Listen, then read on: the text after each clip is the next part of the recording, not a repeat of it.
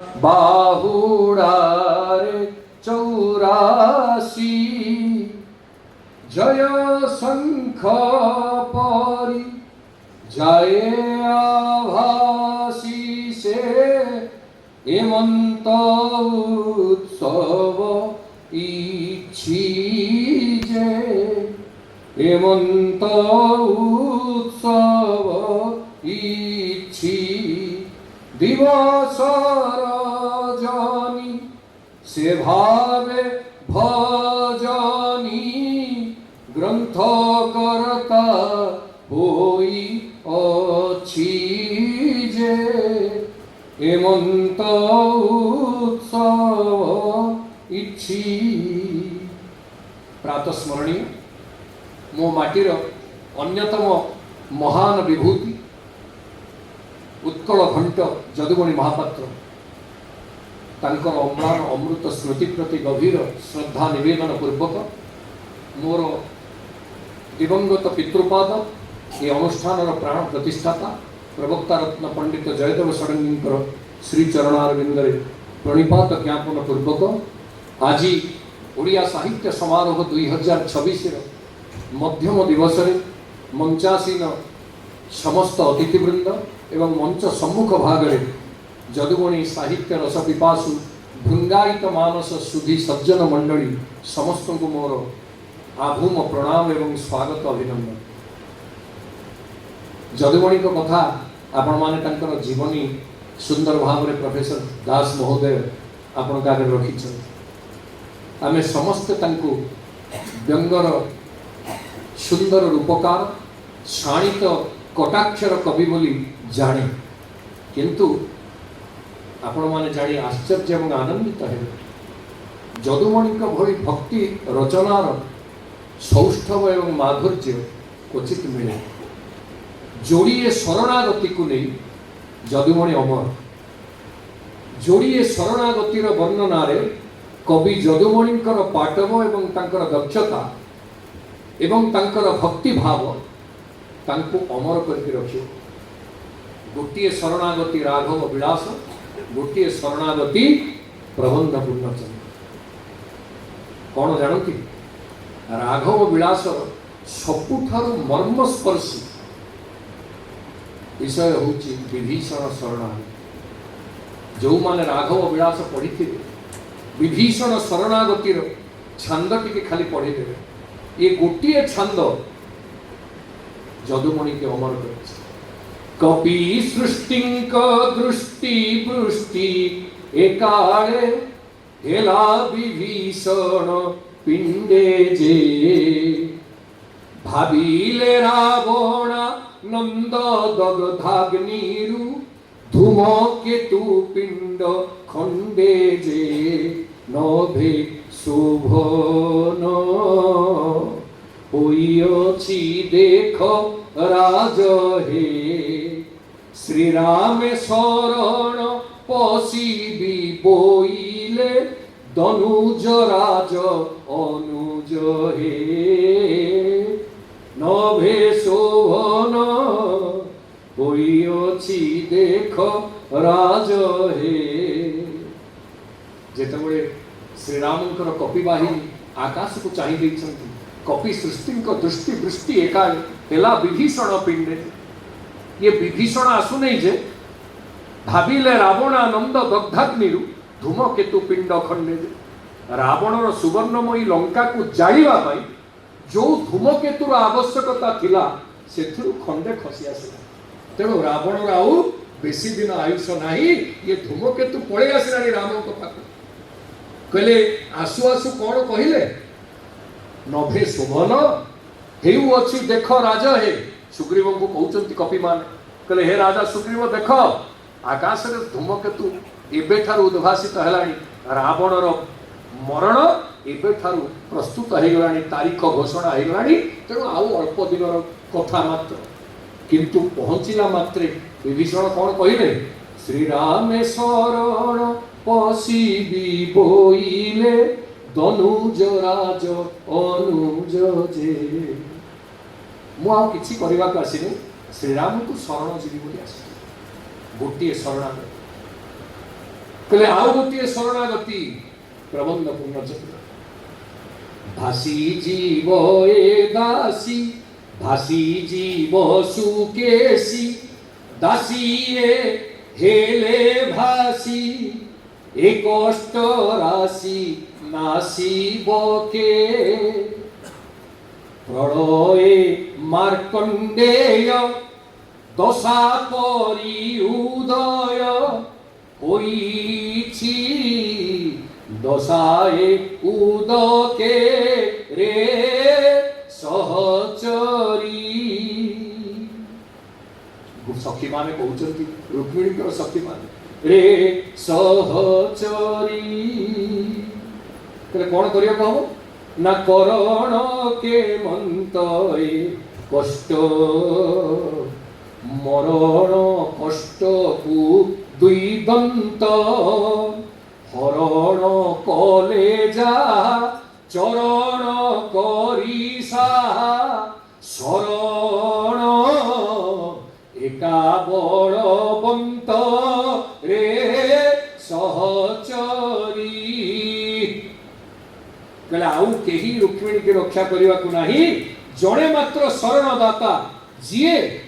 गजराज को मुक्ति देइथिले जीए प्रलय रे मार्कंडेय को उद्धार करिथिले सेही होउचंती एकमात्र शरणदाता तेणु रुक्मिणी जदि तू ए चक्र व्यूहर उद्धार पाइबा पई चाहू ताहले तते काहार शरण जीवाकू पड़िबो ना सेही बलवंत महाप्रभुंकर शरण जीवाकू पड़िबो जदि तू निजको उद्धार करबाकू चाहू जोड़िए शरणागति रे जोड़िए महाकाव्य रचनार पाटव यही तो होची ओडिया अस्मिता बंधुगण आमे केते ताकू तर्जमा करिचे केते ताकू अनुशीलन करिचे केवल हास्य व्यंग भितरे जनक व्यक्तित्व को संकुचित कर देना आज जाए समस्ते आमे सेही निकितित हो सेही छामु जहा देले जहा हो धन्यवाद देवी प्रोफेसर दास को बहुत भल तांको जीवनी टिके आम आगे रखे सुधीवृंद ये शरणागतिर जोड़िए धारा को गोटे धारा आज आलोचना करने समय हम जिते रुक्मिणी की सखी मैंने कहले आउ कहीं तुम उद्धरता ना आपण मैंने समस्ते जानती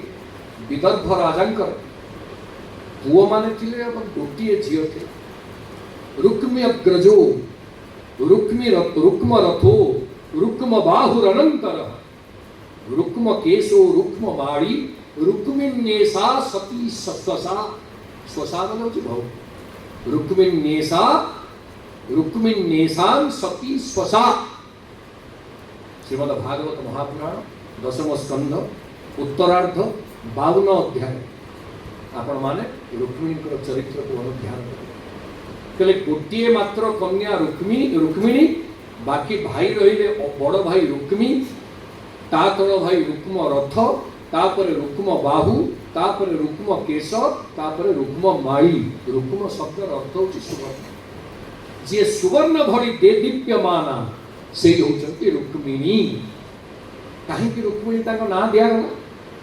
आमे ताको को हिसाब रे अर्चना करे से साक्षात महालक्ष्मी कर अवतार महालक्ष्मी कर स्वरूप ते सेथि पाई सुवर्ण रजत स्रजाम आमे जेते बळे लक्ष्मी कर श्री सूक्त पाठ करे कोन कहे सुवर्ण रजत स्रजाम सुवर्ण वर्णाभाम ध्याय सुवर्ण वर्णाभाम तेणु जो सुवर्ण वर्णाभा बोली तांको पिता भीष्मक तांको ना दैथिले रुक्मिणी कहले रुक्मिणी जेते बळे विवाह योग्य हेले बर खोजा हवा बेलकू राज दरबार रे रजा समस्त दृष्टि आकर्षण कले वर्तमान कन्या प्राप्त वयस्का केमिति तार विवाह हबो समस्त तार दायित्व बुझन जेते बळे विवाह कथा उठिला समस्त निज निज कथा केमिति कोठु बर पात्र आसीबो समस्त चिंता करे सेठी जो माने सन्यासी थिले बैरागी माने थिले से माने गोटे कथा कहले जाहांक लोकनु त्यक्त कले मनु मुक्त होई जीवा कर्म को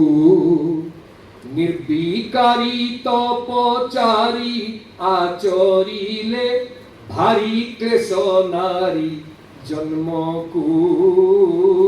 से ही मोहन अपघने कर निघन बिजुड़ी झड़ी बिंबित कलिंद जा भली दिशु बड़ी मर्दन से ही मोहन अपघने कर निघन जहांकर गोटे दृष्टि गोटे दर्शन मुनि माने तपश्चर्या छाड़ी निजे तांकु बर भाव ग्रहण करबा पई स्त्री रूप में सज्जिता हवा पई चाहंती सेई मोहनक संगे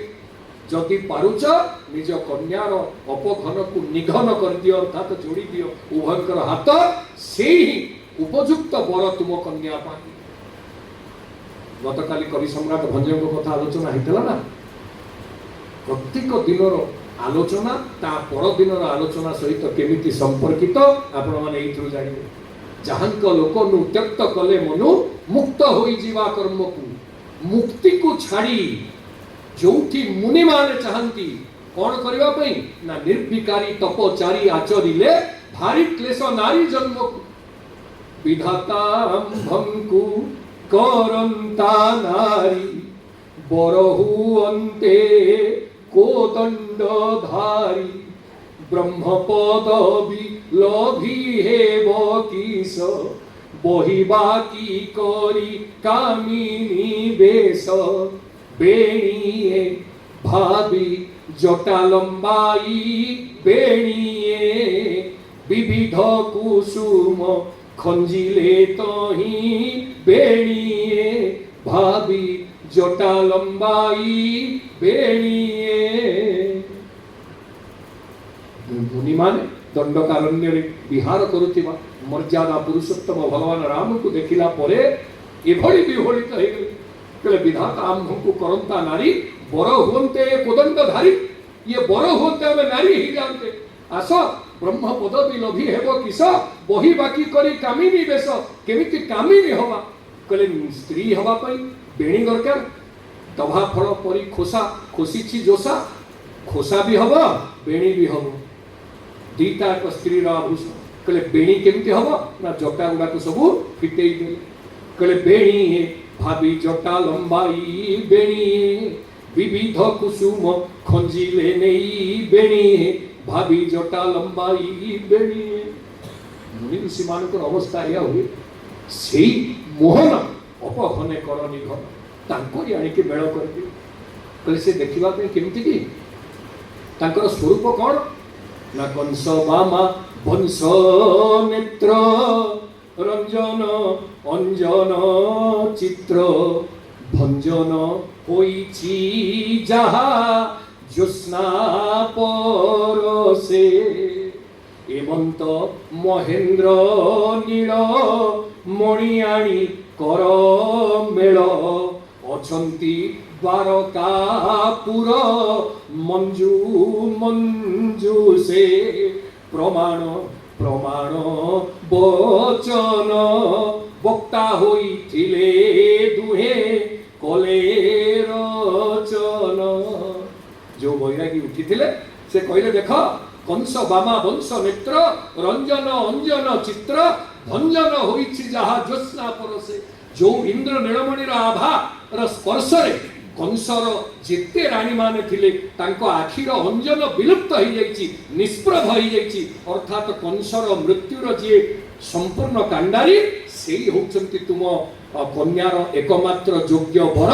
तेणु हेमंत महेंद्र नील मणियाणी कर मेल अछंती द्वारकापुर मंजू मंजू से मणिटा कोठी रहिबो गोटे पेड़ी रे रहिबो त द्वारका रूपी मंजूषा भितर एई भली इंद्र नीलमणि अछि जो नीलमणि तुम कन्या पाई एकमात्र योग्य तेणु आणुच तो तांकु आनिकी बर भाव रे बर